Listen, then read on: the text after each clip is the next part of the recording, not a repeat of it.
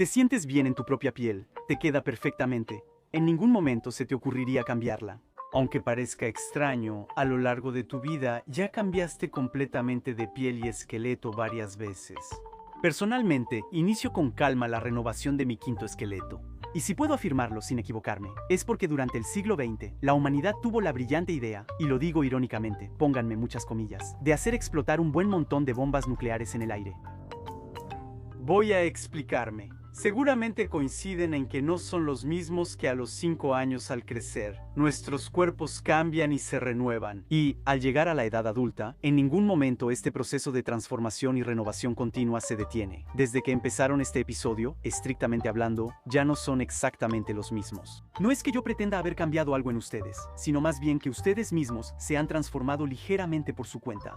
Para el cuerpo de un adulto humano, en promedio, 500.000 células mueren de forma natural cada segundo durante el tiempo. ¿Cuánto tiempo les tomó llegar desde la introducción? Hasta ahora, han muerto 17 millones de células. Piensen en eso. Otras 500.000 acaban de morir. El número es impresionante. Si razonamos por el absurdo, si quisieran darle a cada una de sus células muertas en el día una tumba en la superficie comparable a la nuestra, necesitarían casi 700.000 veces el tamaño del cementerio de Père Lachaise, equivalente a cubrir con lápidas un país como Italia. No hay razón para entrar en pánico, ya que esas 50.000 millones de muertes diarias se distribuyen entre los 30 billones de células vivas que los forman. Esto significa que en todo el cuerpo, solo una de cada 600 células muere al día en promedio.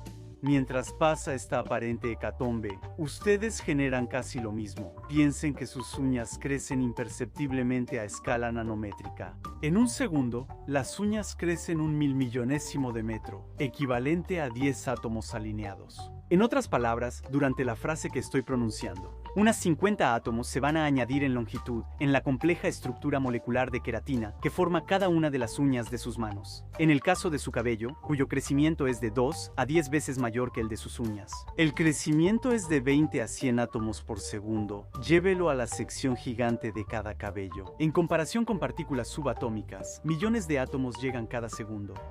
Esta constante renovación corporal hasta la muerte tiene una consecuencia sorprendente. Como la mayoría de tus 300 tipos de células son más jóvenes que tú y se renuevan a diferente ritmo, tu edad depende de tus partes. Esto no tiene la misma edad que aquello. Algunas células inmunológicas se consumen rápido y viven menos de 24 horas. Las células de la superficie intestinal, expuestas a lo que consumimos, funcionan 5 días antes de morir y ser reemplazadas. La juventud de nuestras paredes intestinales no explica por qué algunos adultos, como yo, actúan como niños ante la repostería. Las células de tus retinas se reemplazan en 10 días, permitiendo una visión renovada. El estar vivo implica que tu superficie siempre acaba deshaciéndose, sin importar si lo sientes mucho o no. Para ver esta renovación constante, solo mira a tu alrededor, no necesitas microscopio. Nuestras casas guardan antiguos pedazos de nosotros por todas partes. Estos depósitos, que se acumulan en una forma que hemos acostumbrado a llamar polvo, en realidad están compuestos principalmente de células muertas que provienen de nuestra epidermis. Desde el inicio de este video, probablemente miles de estas células han caído como si fuera nieve. En promedio, cada persona pierde 3.5 teclas al año en su teléfono o teclado, aunque depende de la superficie. Aunque no somos reptiles, cambiamos de piel constantemente, ya que las células de la epidermis se renuevan cada 3 o 4 semanas. Si hoy tienes 30 años, entonces ya has cambiado completamente tu traje de piel cerca de 360 veces a lo largo de tu vida. Y lo más extraño de todo esto, quizá lo más extraño, es que casi todas las células cutáneas que puedes ver a diario y que forman la superficie de nuestra piel, en realidad ya están casi todas muertas. Las recién formadas inician en capas más profundas. Luego, empujadas por las nuevas que llegan, van subiendo poco a poco a las capas superiores, hasta llegar a la superficie, donde mueren y después se desprenden. Se le heló la sangre al imaginarse cubierto de cadáveres celulares. Tranquilícese, durante el próximo año, todos los glóbulos rojos que circulan por sus venas actualmente serán completamente renovados, casi 3 veces. Las células de sus pulmones y su hígado duran unos 400 días para hallar células con renovación más lenta. Debemos mirar nuestro esqueleto, donde las células óseas tardan casi 9 años en renovarlo por completo. Es curioso pensar que una persona centenaria ha cambiado totalmente de cuerpo unas 10 veces en su vida. Cada anciano tiene una calavera mucho más joven que él. También hay un joven preguntándose, ¿qué pasó? Pero esa es otra historia. Y para encontrar células aún más resistentes al paso del tiempo que las de nuestros huesos, basta, de alguna manera, con interesarse en lo que las rodea. Las células musculares pueden vivir hasta 15 años, así que las más viejas que tienes tienen edad de adolescente. E incluso encontramos en nuestro cuerpo células que prácticamente nunca se reemplazan y que por lo tanto, con pocas diferencias, tienen casi la misma edad que tú. Por ejemplo, las células del cristalino y las cardíacas se renuevan tan lento que así se considera que, incluso al final de una larga vida, cerca de la mitad de las células de un viejo corazón humano cansado ya estaban presentes latiendo desde su nacimiento. En cuanto a los aproximadamente 86.000 millones de neuronas que laten actualmente en sus cabezas, lamentablemente también se regeneran muy poco, por lo que prácticamente tienen la misma edad que ustedes. Perdemos unas 10.000 diarias después de los 20 años, 50.000 tras los 40 y hasta 100.000 al día a los 90 años. Incluso considerando que tengan el cerebro de una persona de 20 años durante el tiempo que dura este video, ya sea que se queden viéndolo o no, habrán perdido alrededor de un centenar de neuronas. Ok, ya lo entendimos. Con algunas excepciones, a lo largo de nuestras vidas, prácticamente todas nuestras partes son reemplazadas y renovadas más de una vez. Pero, ¿cómo fue que logramos conocer con tanta precisión la duración de vida y la renovación de todas esas pequeñas partes de nosotros? Bueno, para responder a esa pregunta, antes de hablar de explosiones de bombas de hidrógeno, debemos enfocarnos en el carbono 14, un elemento casi inexistente en la corteza terrestre, y del cual, digámoslo clara y educadamente, a casi nadie le importa, excepto a todos aquellos a los que les gusta fechar cosas. Este elemento, el carbono 14 a escala atómica, es simplemente lo que llamamos un isótopo inestable, una variante ligeramente más pesada del carbono 12. Tiene 2 neutrones extra respecto a la forma más común y estable de carbono en la naturaleza. Químicamente, los átomos de carbono 14 se comportan igual que los de carbono 12, pero son más raros y su núcleo, más pesado, tiende a desintegrarse con el tiempo. Si tomas una muestra de átomos de carbono 14 y esperas 5.730 años, la mitad se transformará en nitrógeno de forma natural.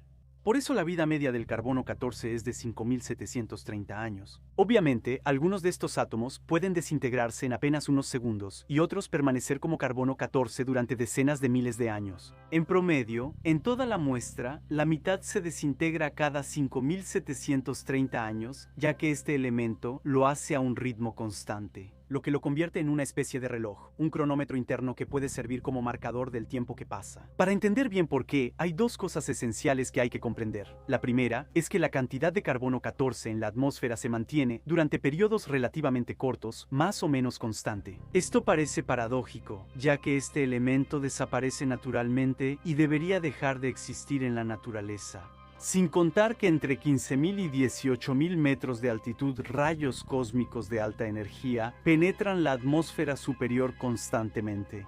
Cuando los rayos cósmicos chocan con los núcleos de átomos de nitrógeno, que forman la mayor parte del aire, por la violencia del choque, pueden convertir una pequeña parte en carbono 14 y mantener su renovación constante en la atmósfera. Los átomos de carbono 14 recién formados se combinan rápidamente con oxígeno para crear dióxido de carbono. El dióxido de carbono que, posteriormente, en parte será asimilado por las plantas que son comidas por los animales que a menudo se comen entre ellos. Por eso, este isótopo está presente en todos los seres vivos de la Tierra, casi siempre en concentraciones constantes. Las concentraciones de carbono 14 solo empiezan a disminuir en los seres vivos cuando mueren, lo que permite estimar con precisión el tiempo desde que el organismo u objeto dejó de intercambiar con la atmósfera. El carbono 14 es útil para fechar lo inerte, pero por mucho tiempo no aportó información sobre la duración de seres vivos, hasta que empezamos a detonar en grandes cantidades bombas nucleares en la atmósfera. Seguro que notaron que durante la Guerra Fría, Estados Unidos, Rusia, pero también, en menor medida, Reino Unido, Francia y China, todos se lanzaron a una carrera desenfrenada por el armamento atómico. Y para perfeccionar y probar sus armas de disuasión, estos países, desde principios de los años 50 hasta finales de los años 80, hicieron explotar cerca de 2.400 bombas atómicas en el mundo. El 75% de estas explosiones nucleares ocurrió en cavidades o túneles subterráneos y el 25% en la atmósfera. El asunto es que, al jugar a ver quién la tiene más grande al aire libre, enriquecimos considerablemente la atmósfera con carbono 14, porque cada poderosa explosión nuclear emite a su alrededor paquetes de neutrones altamente energéticos, que vienen, al igual que una lluvia de rayos cósmicos, a transformar, en las cercanías, gran parte del nitrógeno de la atmósfera en carbono 14. Así que durante los años 50 y 60, periodo en el que la mayoría de las pruebas nucleares en el mundo se realizaban al aire libre, los niveles de carbono 14 presentes en la atmósfera se dispararon, llegando a multiplicarse por 4 en el transcurso de unos pocos años, antes de disminuir rápidamente. Desde 1965, cuando concluyeron la mayoría de los ensayos atmosféricos. Y paradójicamente, fueron estos ensayos los que permitieron a los científicos, al enriquecer considerablemente los niveles de carbono 14 en la atmósfera, darle una edad a nuestras células. Para decirlo de manera sencilla, el principio es el siguiente. Exactamente de la misma manera que el carbono 14 producido por los rayos cósmicos. El que proviene de bombas nucleares se une casi al instante con el oxígeno del aire y forma CO2. Parte de ese CO2 absorbido por plantas entra en las cadenas alimenticias de los animales, incluyéndonos, y participa en la formación de moléculas orgánicas y ADN. En cambio, en células que siguen intercambiando carbono, su ADN no se renueva durante su vida. Dicho de otra manera, en estas células de doble hélice, la proporción de carbono 14 permanece casi igual hasta la muerte celular. Y así, al comparar las concentraciones promedio de carbono 14 en la atmósfera con las del ADN de nuestras células, los científicos pudieron estimar la edad de estas últimas y deducir el momento preciso en que se formaron. Si hoy tomas células del cristalino de alguien de 70 años, las concentraciones de carbono 14 en su ADN son 4 veces mayores que en la atmósfera actual, por lo que puedes deducir que esas células nunca se han renovado. Es curioso que, como la vida media del carbono 14 es de unas 5.700 toneladas, casi todos los átomos creados por esas explosiones nucleares aún están en la naturaleza. Como mostraba la curva, la mayoría ya salió de la atmósfera, pero solo para, como CO2, disolverse en el océano, quedar en rocas o incorporarse en seres vivos como nosotros. ¿Podemos calcular cuántos átomos de carbono 14 tenemos ahora? Bueno, hice mi pequeño cálculo, sabiendo que se estima, por un lado, que un átomo de carbono de cada 1.000 millones de millones es un carbono 14 en la atmósfera. Un humano tiene en promedio 7 por 10 a la 27 átomos, de los cuales solo el 12% son de carbono. Así, cada persona tiene unos 8.4 por 10 a la 14 átomos de carbono 14, lo que significa que actualmente poseemos cantidades considerables de este elemento. No es posible diferenciar con precisión los átomos de carbono 14, formados por rayos cósmicos, de los generados por explosiones nucleares. Nada los distingue a nivel atómico. Lo más inquietante quizá no sea que lo logramos a grandes golpes. Con la bomba H, se cuadruplican las concentraciones de un elemento atómico en la atmósfera, el cual no representa peligro químico para los seres vivos. La rapidez con que estas concentraciones volvieron a sus valores previos a las explosiones de las bombas. En solo 60 años tras el fin de las pruebas nucleares atmosféricas, el carbono 14 en la atmósfera casi volvió a los niveles previos a la Guerra Fría. Esto se debe en parte a que quemamos grandes cantidades de cosas muy antiguas. Combustibles fósiles como petróleo, gas o carbón, tras millones de años enterrados sin contacto con la atmósfera. En su interior, solo encontramos carbono 12, porque los átomos de carbono 14 que quedaron atrapados ahí, con su pequeña vida media de 5.730 años, desaparecieron hace mucho tiempo. En el hemisferio norte, las proporciones previas a nuestro entusiasmo por las bombas ya se recuperaron, y a medida que los niveles de carbono 14 en el aire sigan disminuyendo, será cada vez más complicado fechar objetos usando únicamente la presencia de este isótopo. Se estima que para el año 2050, los niveles de carbono 14 presentes en un hueso de pollo contemporáneo serán similares a los de un hueso de pollo que data de la Edad Media. Cada día uso calcetines nuevos y cambio de esqueleto cada 9 años. Con esto me despido.